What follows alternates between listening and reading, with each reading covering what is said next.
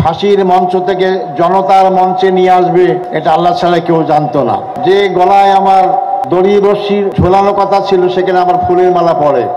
আমি কোনো অপরাধের সাথে জড়িত ছিলাম না, কিন্তু আমাকে সে অপরাধী বানানো হয়ে গেল। রংপুরবাসী সাক্ষী এবং যারা সাক্ষী দিয়েছেন তারাও কিন্তু পরবর্তী সময় বলেছেন যে আমাদেরকে জোর জুলুম করে আমাদেরকে মিথ্যা সাক্ষী দিতে বাধ্য করা হয়েছে।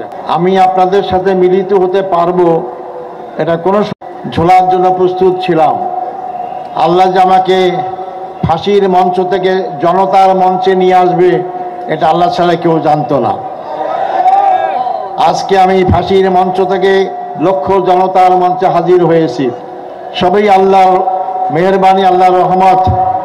যে গলায় আমার দড়ি রশ্মি ঝোলানো কথা ছিল সেখানে আমার ফুলের মালা পড়ে, সবই আল্লাহর রহমত। আমার ফাঁসি দেওয়ার জন্য যে সমস্ত সাক্ষী সুবুজ জোগাড় করা হয়েছিল আপনারা শুনেছেন ইতিমধ্যেই, তাদের মাধ্যমে মিথ্যা সাক্ষী দিয়ে আমাকে ফাঁসির কাস্টে ধরার চেষ্টা করা হলো। আল্লাহ আমাকে মুক্ত করেছেন। আমার পরিবার থেকে আমি সম্পূর্ণ বিচ্ছিন্ন ছিলাম। আমার স্ত্রীও আমার কারাগার থাকা অবস্থায় ইন্তেকাল করেছেন। আমার ছেলেকেও আমার সাথে গ্রেপ্তার করেছিল।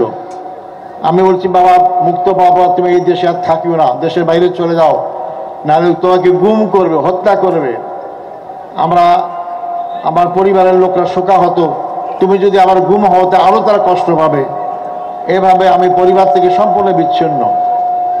কিন্তু আপনাদের দোয়া, আল্লাহর রহমতে আমি আবার আপনাদের মাঝে আসতে পেরেছি।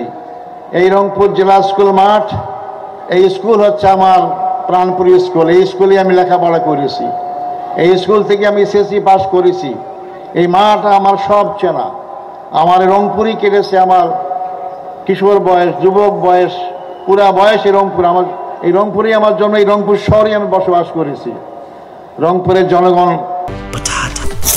বাছাই করা আলু আর স্পাইসি সিজনিং এ প্রাণ পোটাটা চিপস নাকি বিস্কিট খেয়ে বোঝে নাও। আমার মনে হয় না কেউ বলতে পারবে যে আমি কোনো অপরাধের সাথে জড়িত ছিলাম। আমি কোনো অপরাধের সাথে জড়িত ছিলাম না, কিন্তু আমাকে সে অপরাধী বানানো হয়ে গেল।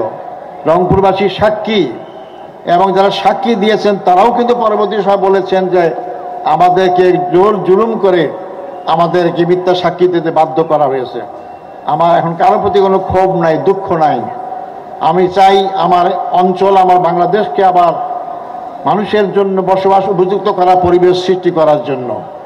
সংগ্রামী ভাই বন্ধুগণ, আজকে আমার মুক্তির প্রথম সোপান হচ্ছে আবু সাঈদ, যিনি রংপুরের ছাত্র, রোকেয়া বিশ্ববিদ্যালয়ের ছাত্র, যে বুকে তাজা রক্ত ঢেলে দেওয়ার মধ্য দিয়ে যে গণ অভ্যুত্থান শুরু হয়েছিল, যার পরিসমাপ্তি হয়েছিল 5ই আগস্ট 2024 সাল।